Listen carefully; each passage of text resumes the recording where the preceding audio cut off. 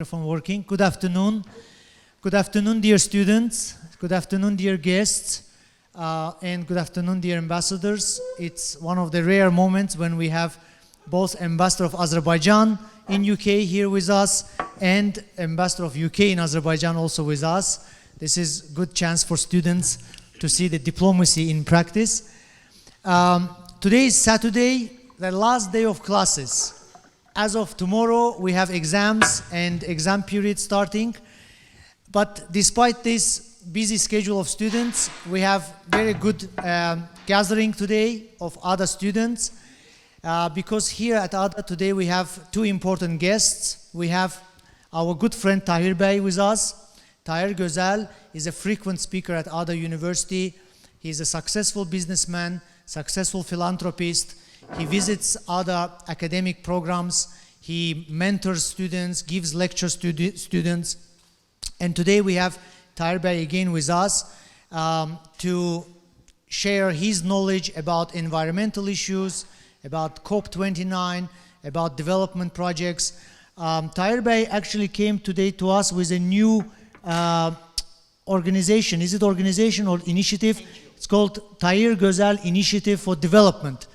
I don't know much about it. We will find out. He will tell us what this initiative means.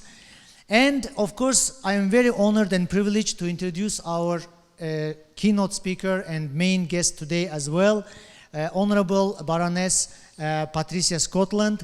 She is visiting ADA University for the first time. Currently, she is the Secretary-General of the Commonwealth, a leader and politician with world views, with world experience, and I think it will be a great chance for young people to interact with her, to interact with Tahir Bey, to learn about the global trends, to learn about environmental issues, and how young people can be involved with COP29 and environmental issues. Before we move and pass the floor to her Honorable Baroness, I will give the floor to Tahir Bey. He wants to add a few comments as well. And please also don't forget that we will have some time for questions and comments and discussion as well. Tahir Bey, the floor is yours. Thank you very much. It really is a great, great privilege to be here in ADA. I always say I work very hard to deserve to come here. I love it here. You are so lucky to be in such an exceptional institute. So thank you very much for inviting me. I have tried to serve life, to serve my country in different capacities, as a businessman, as the president of Karabakh Football Club. But now I want to be serving this region, the world, through my new NGO, Tahir Gozel Initiative for Development. Azerbaijan plays a very, very important role in the world, in many spheres. And TGID is here to promote that. There are many themes that are very important, especially in the next few years. Look at the geopolitical struggles around here. If you start from China, from all the way to Europe, Europe's biggest trading partner, the only non-sanctioned route from China to Europe is through Azerbaijan. We want to promote that in TGID.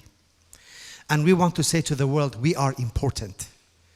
We have great companies like BP invested here. We have multinational investments. And we want to say we are important. Azerbaijan is now will chair the most important meeting for the world, COP29. And in COP29, Azerbaijan must lead in a way that has never been done before. We should offer to the world something very unique that has not been done, been succeeded in previous COPs. As you know, the world is in a very dire situation. Every year we have 34,000 species of animals that are disappearing forever. We have to reverse this. So from the Paris Agreement, which was the first agreement where it's the first time all nations, the advanced and developing, committed themselves legally to enforce ecological targets and to commit to it. And this has continued in the tradition of COP with the United Nations umbrella.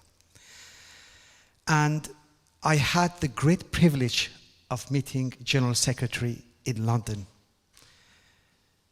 As soon as I met her, we sat down. She very kindly invited me to Marlborough House residence.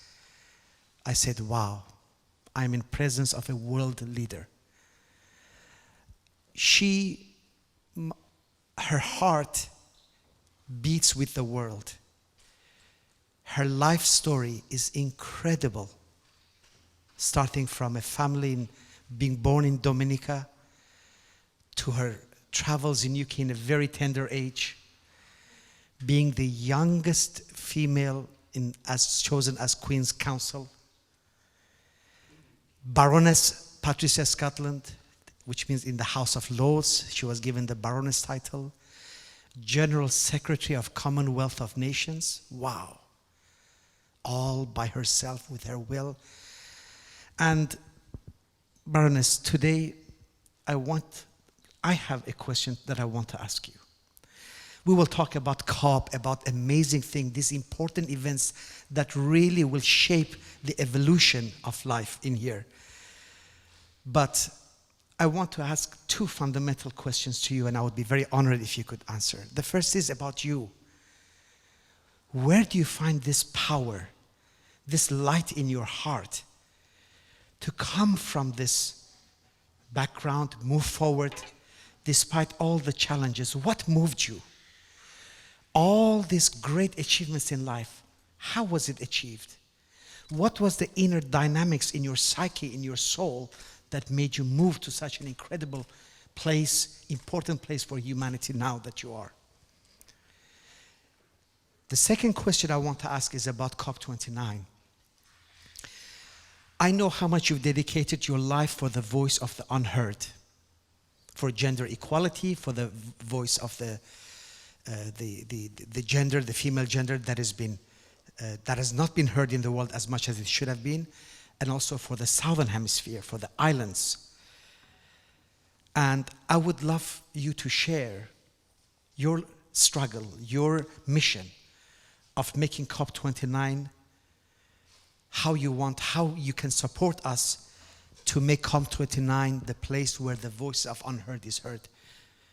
And I look very much forward for your speech. So I want to thank you very much for honoring me, accepting to be the guest for TGID here.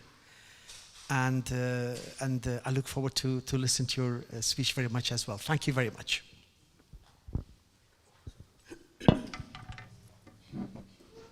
Well, firstly, good afternoon. Is anyone there? Good afternoon. I've been told that this is going to be more of a conversation, and I think Tahir's job in life is to cause me the most embarrassment that he can, and he always succeeds. So, firstly, I want to say thank you for inviting me to be here, and thank you all for coming on a Saturday, a day before your exams, when you would not expect to be coming to university to listen to anyone. Some would say maybe it's a bit of torture, so thank you for being willing to come. I understand that because you are all here, it means that you care about our planet. You care about our future, you care about our world, you care about Azerbaijan, but you must care, therefore, about one another. This is an amazing opportunity for me to be back in Baku and to be with all of you. I say that because many of you may know that as the Secretary-General of the Commonwealth, I am tasked with caring for and delivering the mandates given to me by 56 countries in our world. Those 56 countries represent more than 2.7 billion people. That's about 1/3 of humanity. And 60% of that 2.7 billion are under the age of 30. And if we just say, how many in this room are under the age of 30? Hands up. Under the age of 30. Less than 30. He's cheating. Yeah. So the majority here are like the Commonwealth, under the age of 30. And many will tell you that you are, as a result, the leaders of tomorrow. But I want to tell you, you are not the leaders of tomorrow. You are the leaders of today. Today. Because the choices that you make, the choices that you do not make, will determine the shape of the world, not just tomorrow, but today. And the reason I say that is because our generation, those of us alive today, are the first generation to suffer the aberrant consequences of climate change. The acts and omissions that were undertaken as a result of the Industrial Revolution were taken at a time when people did not understand the full impact of that which was being undertaken, but we do now. And the tragedy and opportunity for us is that we may be the first generation to suffer the aberrant consequences of climate change, but in fact, we are the last generation to be able to do anything about it. And what we know is that those who are suffering the most from climate change have committed the least towards its creation. And the pain and suffering that is visited on some of our smallest and most vulnerable countries are totally disproportionate in terms of their contribution to this disaster, because most of those small and developing countries made little or no contribution to it. And that's why it is of such critical importance to our family of nations, the 56 families who are countries who are made up of the Commonwealth.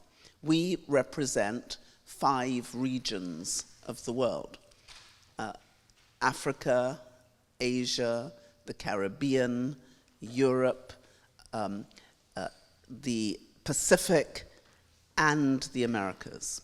And we cover the 6 basins of the great ocean which surrounds our whole planet.